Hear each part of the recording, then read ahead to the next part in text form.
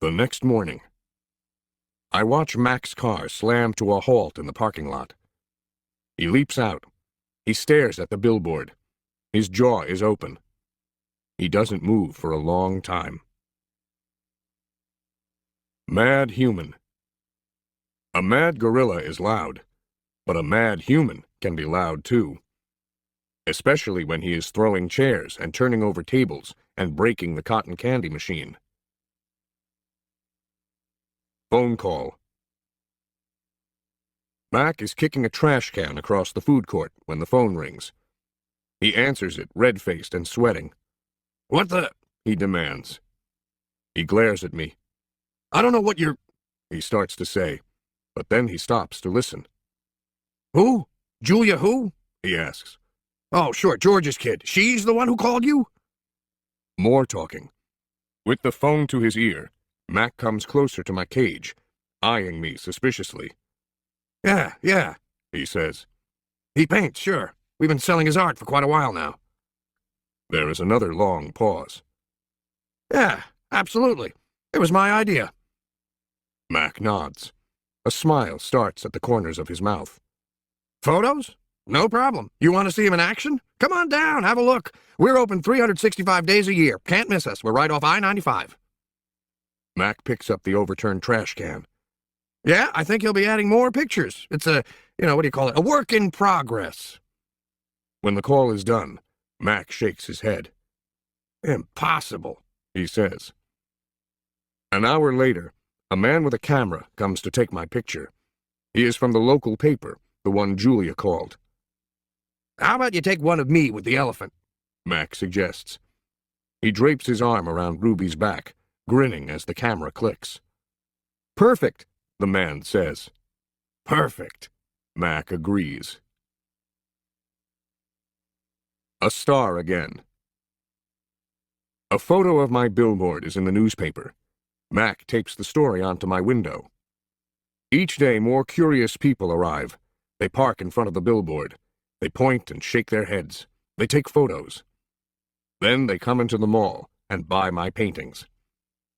While visitors watch, I dip my hands in fresh buckets of paint. I make pictures for the gift shop and pictures to add to the billboard.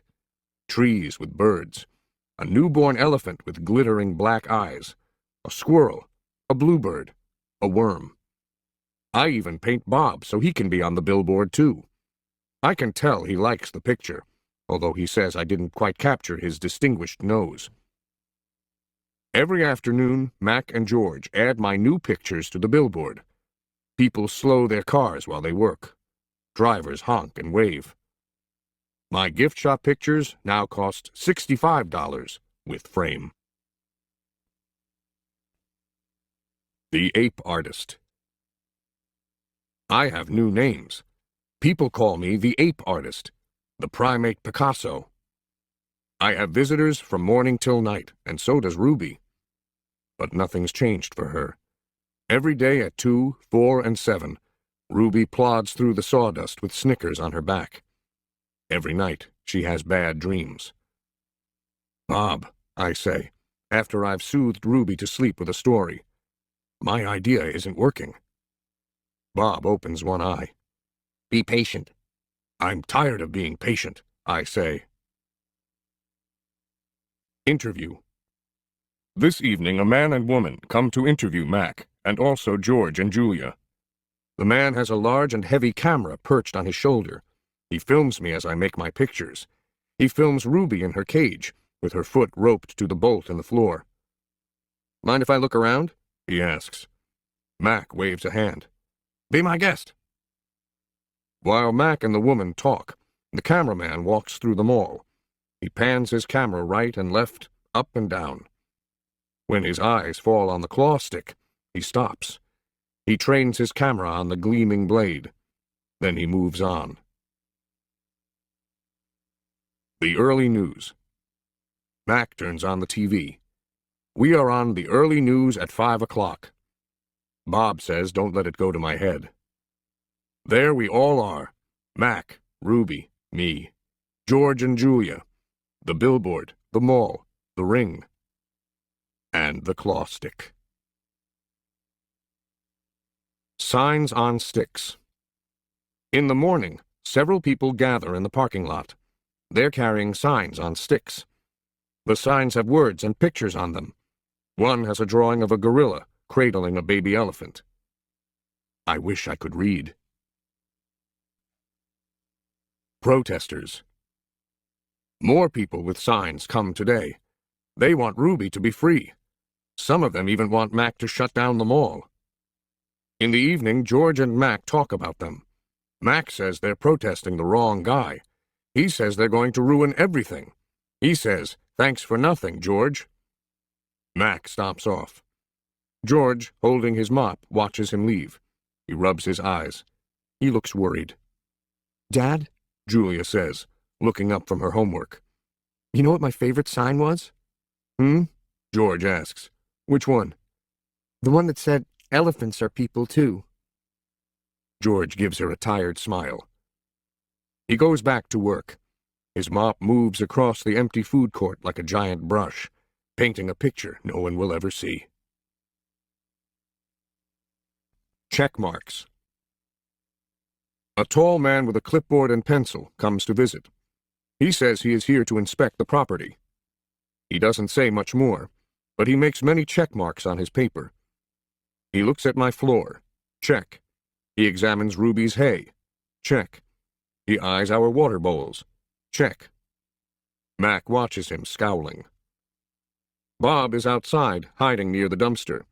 He does not want to be a check mark. Free Ruby. Every day there are more protesters and cameras with bright lights.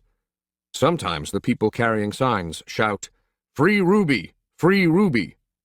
"Ivan," Ruby asks, "why are those people yelling my name? Are they mad at me?"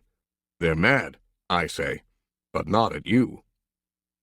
A week later, the inspecting man comes back with a friend, a woman with smart, dark eyes like my mother's. She has a white coat on, and she smells like lobelia blossoms.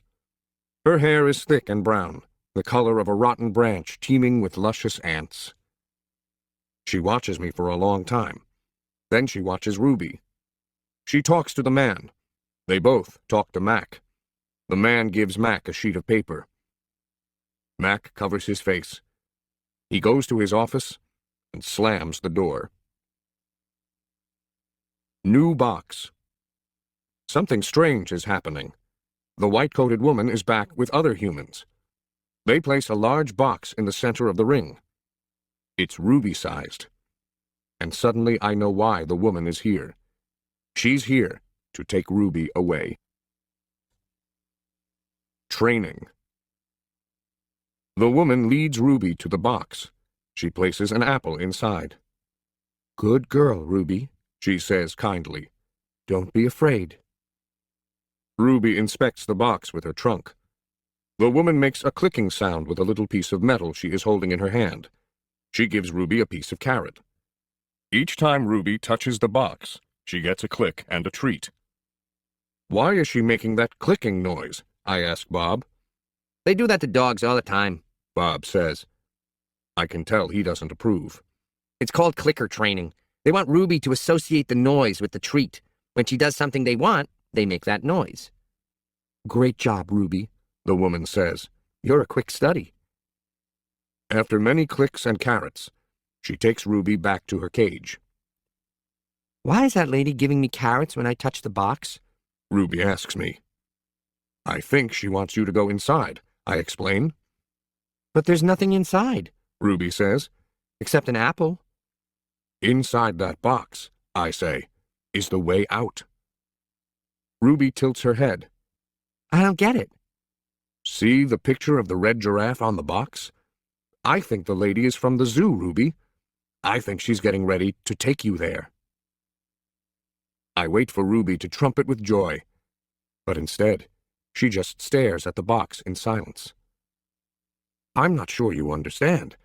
That box might be taking you to a place where there are other elephants," I say. "A place with more room, and humans who care about you." But even as I say these words, I remember with a shudder the last box I was in. "I don't want a zoo," Ruby says. I want you and Bob and Julia. This is my home. No, Ruby, I say. This is your prison. Poking and prodding. The lady comes again. She brings an animal doctor with an awful smell and a dangerous-looking bag. He spends an hour with Ruby, poking and prodding. He looks at her eyes, her feet, her trunk. When he's done with Ruby, he enters my cage. I wish I could hide under knot tag like Bob. Instead, I do a nice, loud chest beat, and after a moment, the doctor retreats. We're going to need to put this one under, he says. I'm not quite sure what he means, but I strut around my cage feeling victorious anyway.